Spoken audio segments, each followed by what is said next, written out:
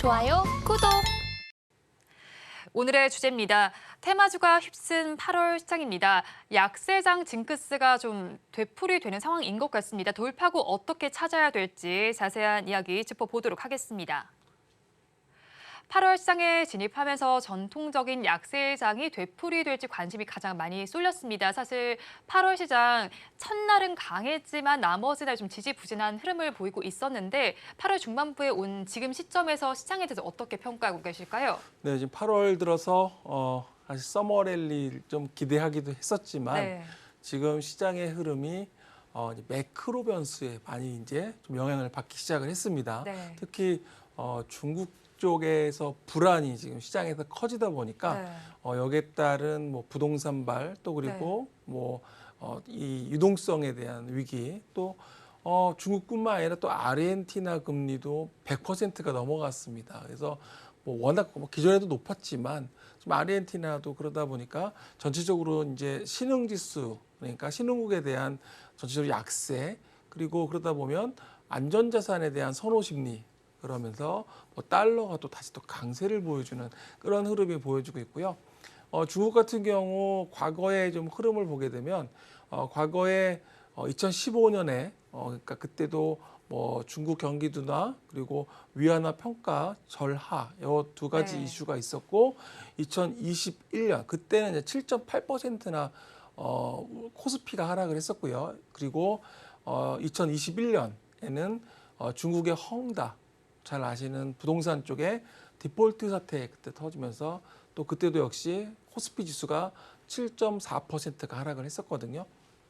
그러니까 지금 코스피 기준으로 본다면 이번에 고점 대비 한 2,470 정도가 그 정도 7%대의 하락폭이거든요. 그렇게 보면 뭐 어느 정도 이제 하락폭은 좀 제한적일 수 있다. 그리고 오히려 이제 이후에 또 이제 흐름이 좀 중요할 것 같은데요. 근데 최근에 지금 펀더멘탈이 좀 중요한데 지금 앞서 잠깐 뭐 앞 코너 시간에 뭐 네. 삼성전자, 하이닉스 얘기도 나오는 것 같았는데 보니까 작년 실적이 되게 안 좋게 나왔거든요. 네. 그러니까 감산에도 불구하고 전체적으로 이게 뭐 아무래도 실적이 안 좋게 나온 거는 뭐 전체적으로 경기에 대한 그런 수요가 좀 받쳐주지 못했다라는 점이거든요. 그래서 그런 부분들이 지금은 약간 시장 분위기에 영향을 주고 있다 이렇게 보고 있습니다. 네, 그렇죠. 뭐 글로벌 전반적인 이슈도 있고 실적 이슈도 있는 상황입니다. 그런데 또 미국에서도 살펴보면 인플레이션이 좀 잠잠해지는가 싶기는 하지만 아직 연준의 입맛에 맞추기는 역부족인 것 같습니다. 아직까지 수치를 보면서 FOMC 의사록을 살펴보면 인플레이션에 대해서 아직까지 이야기를 하고 있어요. 금리 인상을 하겠다라는 이야기를 좀 하고 있는 상황인데 그렇다면 지금 이런 발언을 했어요, 부장님. 그러면 저희가 생각하는 시점보다 금리 인하 시점이 늦춰질 수 있지 않을까요? 맞습니다. 그러니까 미국 경기 지표, 고용이 네. 상대적으로 좀 안정돼 있고 그리고 경제 지표도 시장 예상치보다 또 잘 나오고 네. 이러다 보니까 아무래도 이제 지금 참가자들은 인플레이션이 좀 더 계속적으로 지속될 것 같고 네. 그러다 보니까 사실은 정책 효과라는 게 금리가 인상하고 바로 나타나는 게 아니라 시차를 두고 나타나기 때문에 네.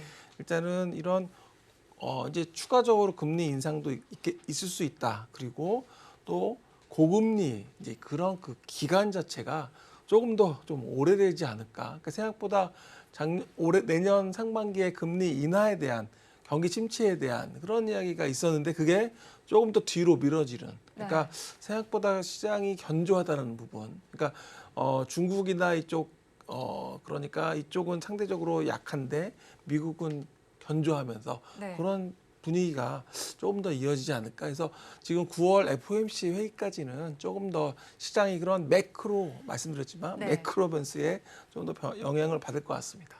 네, 그렇죠. 연준의 금리 정책에 따라서 최근 좀 힘이 실렸다라고 볼 수 있는 성장주의 상승률에도 좀 제동이 걸린 것 같습니다. 뭐 9월 FOMC 전까지도 여러 가지 이벤트들이 지금 예정이 되어 있는 상황인데 그럼 FOMC 전까지 저희는 성장주에 대해서 어떻게 투자 전략 가져가야 할까요?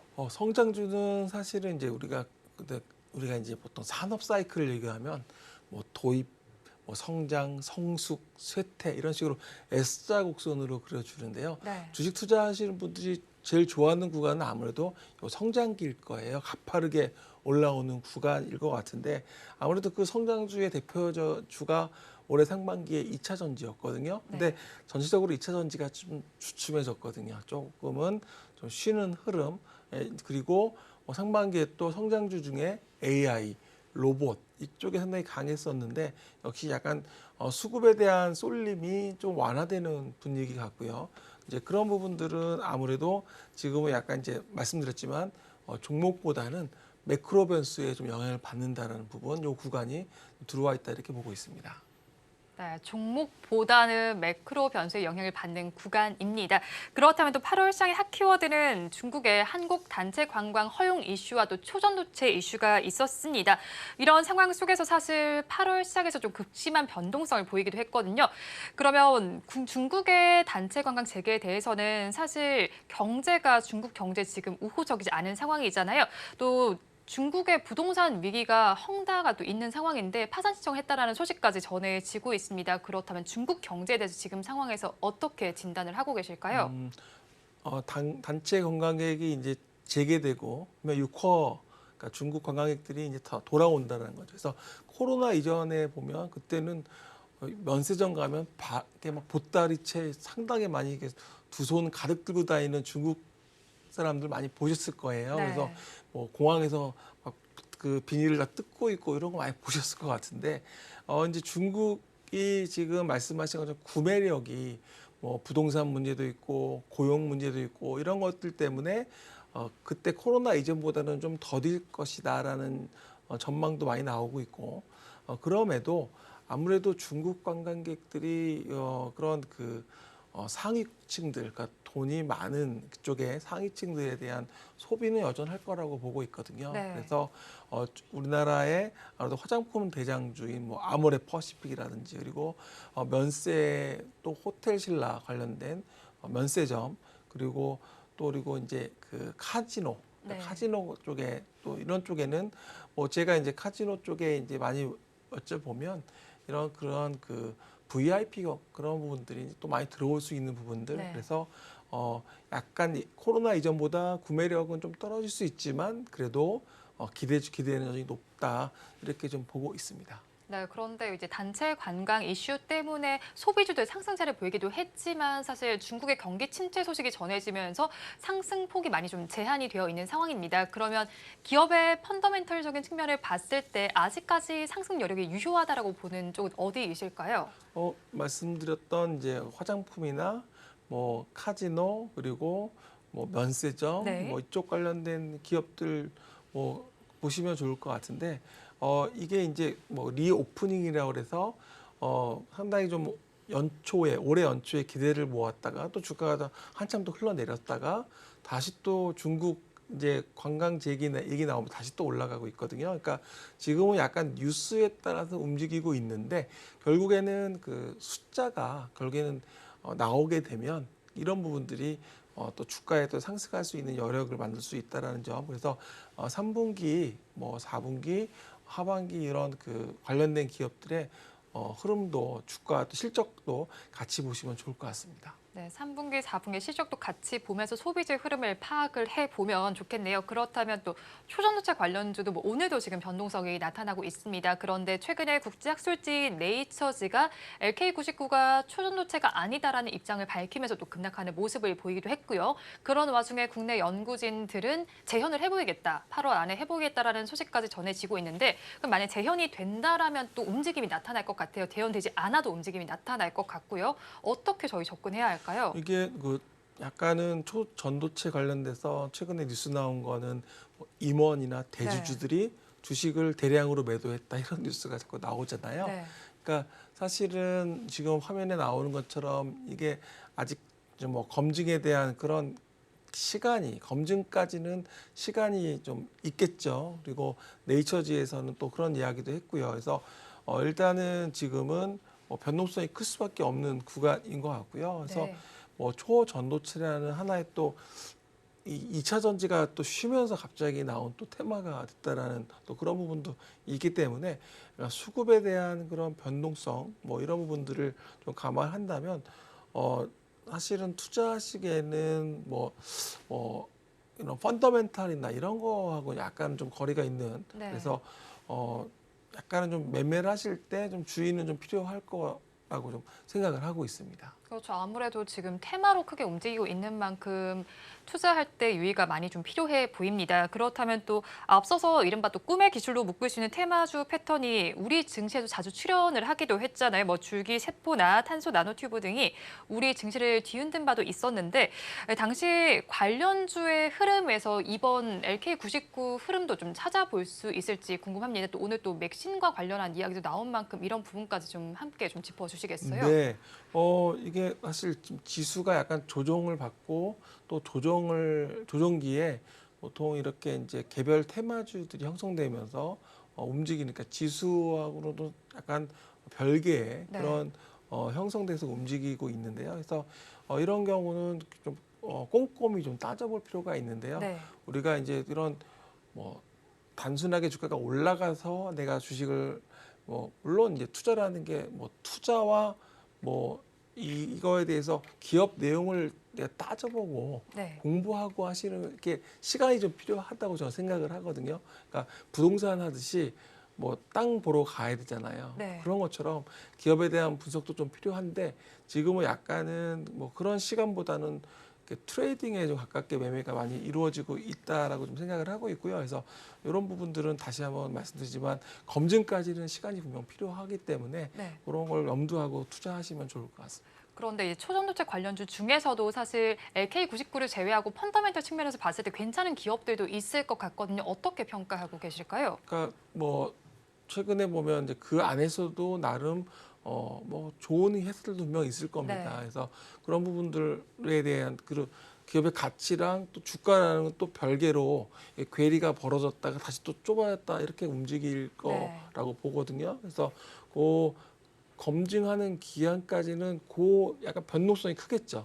그래서 그런 어떤 트레이딩을 뭐 좋아하시는 분들은 당연히 트레이딩에 대한 부분들, 리스크에 대한 부분들을 좀 감내할 수 있다면 할 수 있지만 뭐 그렇게 변동성이 큰 매매가 약간 좀 어려우신 분들한테는 또 약간 뭐 기업을 그 중에서 뭐 좀 전체적으로 흐름을 보면서 저는 들어가시는 게 좋겠다 이렇게 보고 있습니다. 네, 전체적인 흐름에 대해서 꼼꼼한 체크가 필요해 보입니다. 그러면 또 8월 장도 힘들었습니다. 그런데 얼마 남지 않았는데 9월 장도 이 흐름이 이어질 것이라는 분석이 좀 나오고 있죠. 8월 약세장의 징크스를 그래도 이겨낼 수 있는 투자 전략 어떻게 가져가면 좋을지 궁금하고요. 섹터는 어디를 바라보면 좋을지 또 탑픽 종목은 어디서 가지고 오셨을까요? 지수가 2,500포인트가 지금 PBR 기준으로 0.95거든요. 그러니까 1배 미만이기 때문에, 그러니까 전체적으로 오늘도 사실 여의도에서 이렇게 방송하러 오면서 네. 이제 뭐 여의도의 기관 투자자들, 뭐 애널리스트 분들하고 좀 얘기를 좀 방송을 해야 되니까 네. 또 좀 얘기를 나누고 왔는데 시장의 분위기는 2,500이라는 선에서 2,400선이잖아요, 지금. 크게 빠질 것 같지는 않지만 또 네. 여기서 바로 올라가기는 쉽지 않을 것 같은 게 지금 매크로 아까 처음에 말씀드렸던 것처럼 그런 변수의 영향력이 지금 워낙 크고 네. 그리고 지금 PBR 기준으로 0.95라고 한다면 뭐 크게 빠질 것 같지는 않다. 네. 그러니까 좀 기간 조정, 좀 지수는 하락은 좀 제한적이지만 기간 조정으로 갈 가능성이 좀 있어 보이고요. 당분간 박스권 장세 좀 예상이 되고 보면 셌던 기업들이 빠졌다가 장이 올라갈 때 다시 그 기업들이 여전히 다시 강하게 움직이는 경우가 많거든요. 네. 그러니까 그게 바로 2차 전지 음. 기업주 관련된 네. 기업들일 거고요. 그리고 또 AI나 헬스케어나 로봇, 뭐 리오프징 다 관련돼 있지만 네. 아무래도 주도주였던 2차 전지가 또 조정 이후에는 다시 한번 올라갈 수 있는 분위기가 나올 수 있고 반도체는 지금 시장에서 앞서 잠깐 말씀드렸지만 감산에 대한 그런 효과나 이런 것들이 조금은 지금은 시간이 좀 필요한 것 같아요. 그래서 다시 한번 뭐 좀 지켜봐야 될 것 같고 AI나 특히 이제 헬스케어 관련된 기업들은 네. 그동안에 좀 빈집이었거든요. 시장에서 상당히 뭐 코로나 기간 대비하면 4, 50%가 헬스케어 지수가 하락을 했는데 최근에 헬스케어 기업들 중에서 개별적으로 좀 이슈가 있는 기업들이 네. 좀 계속 뉴스도 되고 나오고 있거든요. 지금 최근에 보면 인트론 바이오라는 회사도 주가가 단기간에 거의 더블 가까이 지금 단기간에 올랐거든요. 그러니까 네. 제약 바이오는 사실 빈집입니다. 그러니까 좋은 호재와 좋은 뉴스가 나오게 되면 주가가 많이 움직일 수 있는 여지가 있기 때문에 제약 바이오에 대한 수급도 지금 삼성에서 액티브 ETF도 출시를 하면서 자금도 몰리고 있고, 그리고 이런 부분들이 좀 헬스케어는 올해 하반기 또 내년에도 계속 좀 봐도 개별적으로 좀 좋겠다고 보고 있고요. 로봇이나 리오프닝은 아무래도 로봇은 좀 최근에 제가 기업들 다녀왔는데 네. 로봇은 산업 현장에서 많이 사용이 될 것 같아요. 우리가 뭐 음식점에서 배달하는 서빙 로봇은 이미 많이 보셨잖아요. 그런 것처럼 산업 현장에서 로봇이 이제 할 수 있는 부분들이 점점 가서 직접 보니까 많아지고 있습니다. 그러니까 사람을 대체한다라는 것보다는 로봇이 주는 그런 그 유용함이 많이 산업 현장에 있고, 뭐 리오푸딩은 앞서 말씀드렸지만 네. 뭐 중국의 관광객들이 들어오기 때문에 계속 관심 있게 보시면 좋을 것 같습니다. 네, 그럼 탑픽 종목은 어떤 걸까요, 부장님? 네, 제가 2차 전지 말씀을 드렸잖아요. 네. 그래서 2차 전지에 관련된 게 많은 기업들이 있는데 최근에 보면 그러니까 2차 전지라는 부분을 신사업으로 이렇게 성장 동력으로 이렇게 붙이는 회사들도 많이 생기고 있어요. 본업도 나쁘지 않지만 신사업으로 2차 전지를 붙이고 있는데 그 중에 하나가 이제 이녹스 첨단 소재입니다.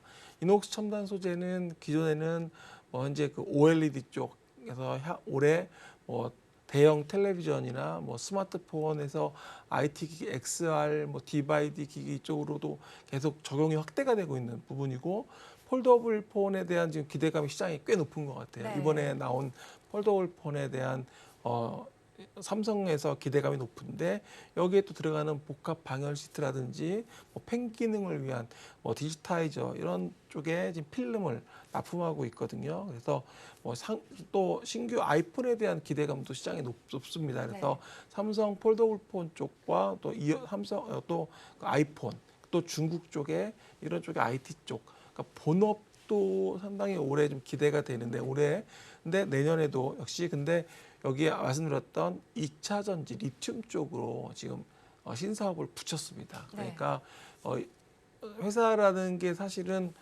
계속 성장을 하기 위해서는 새로운 산업에 대한 투자도 해야 되고 발굴도 해야 되는데 2차 전지 쪽으로 리튬 쪽으로 이렇게 사업을 2차 이녹스 첨단 소재가 했다라는 점은 저는 굉장히 앞으로 성장에 대한 기대감이 좀 보셔도 좋은 회사다 이렇게 보고 있고, 증권사들이 지금 목표 주가 6만 원대 지금 계속 내놓고 있는데 주가는 오히려 최근 시장 매크로 때문에 많이 빠졌거든요. 네. 그러니까 오히려 업사이드는 더 넓어진 거죠. 올라갈 수 있는. 그래서 조정은 제가 보기엔 좋은 또 기회가 될 수 있겠다 이렇게 보고 있습니다.